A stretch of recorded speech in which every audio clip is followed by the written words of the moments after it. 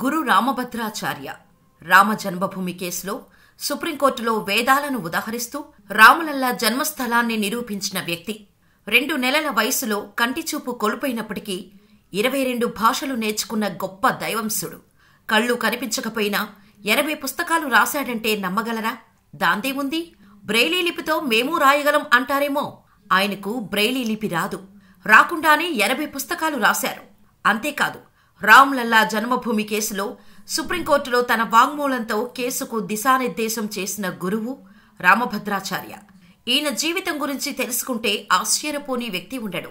హనుమాన్ చాలీసాలో తప్పులున్నాయని, వాటి అర్థం సరికాదని, వాటిని ఎలా మార్చాలో కూడా చెప్పిన వ్యక్తి.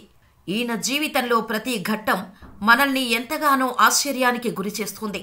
పద్మవిభూషణ్ జగద్గురు రామభద్రాచార్య జీవితం గురించి ఈ వీడియోలో మనం తెలుసుకుందాం. 1950 మకర సంక్రాంతి రోజున ఉత్తరప్రదేశ్లోని జౌన్పూర్లో సరయూ పరీన్ బ్రాహ్మణ కుటుంబంలో జన్మించారు. ఈయన అసలు పేరు గిర్ధర్ మిశ్రా. 2 నెలల వయసులో కంటిచూపు కోల్పోయిన జగద్గురు రామభద్రాచార్యులు 4వ ఏట నుంచే పద్యాలు రాయటం ప్రారంభించి 8వ ఏట నుంచే భగవద్ రామకథలు చేయటం ప్రారంభించారు.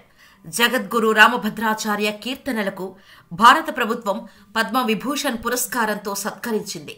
రామ జన్మభూమి వివాదంలో సుప్రీంకోర్టు న్యాయమూర్తులు శ్రీరాముడి జన్మస్థలం గురించి గురు రామభద్రాచార్య నుండి శాస్త్రీయ వైదిక సాక్ష్యాలను కోరినప్పుడు వారికి అథర్వ వేదంలోని 10వ కాండలోని 31వ అనువాకలోని 2వ మంత్రాన్ని ఉటంకిస్తూ శ్రీరాముడి పుట్టుకకు సంబంధించిన వైదిక రుజువును ఆయన ఇచ్చారు.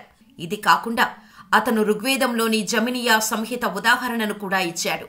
దీనిలో రామజన్మభూమి ఖచ్చితమైన స్థానంగా వివరించబడింది. అదే సమయంలో సరయూ నది నిర్దిష్ట ప్రదేశం నుండి దిశ, దూరం గురించి ఖచ్చితమైన వివరాలను ఇచ్చారు. వేదాలను కోర్టుకు వినిపించి పరిశీలించారు. వీటిల్లో ఆయన చెప్పిన వివరాలు సరైనవేనని తేలింది.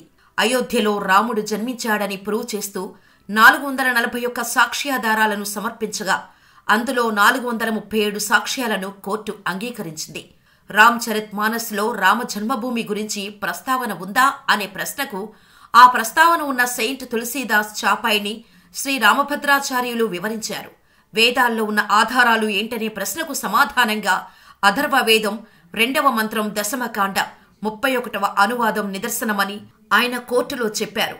అంతేకాకుండా రాముడు అయోధ్యలో పుట్టలేదని దాఖలైన అఫిడవిట్కు సంబంధించి శ్రీ రామభద్రాచార్యులు గురుగ్రంథ సాహిబులో రాముడి పేరు 5600 సార్లు ప్రస్తావించారని పేర్కొన్నారు.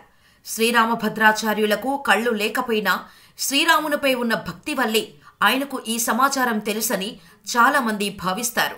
శ్రీరామభద్రాచార్యులు అంధుడినైనా తాను అంధుడినని ఎప్పుడూ అనుకోనని, ఈ ప్రపంచాన్ని చూడాలని అనుకోవడం లేదని పేర్కొన్నారు. నేను శ్రీరాముడిని చాలా దగ్గరగా చూస్తానని ఆయన కామెంట్లు చేయడం గమనార్హం. గురు రామభద్రాచార్యులు రామానంద వర్గానికి చెందిన 4 జగద్గురువుల్లో ఒకరు.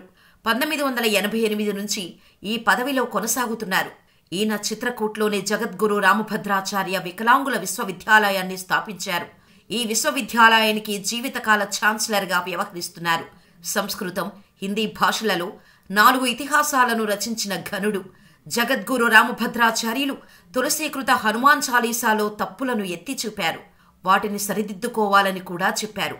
హనుమాన్ చాలీసా వింటే సకల శుభాలు కలుగుతాయంటారు. హనుమాన్ చాలీసా విన్నా, చదివినా ఎంతో పుణ్యమంటారు.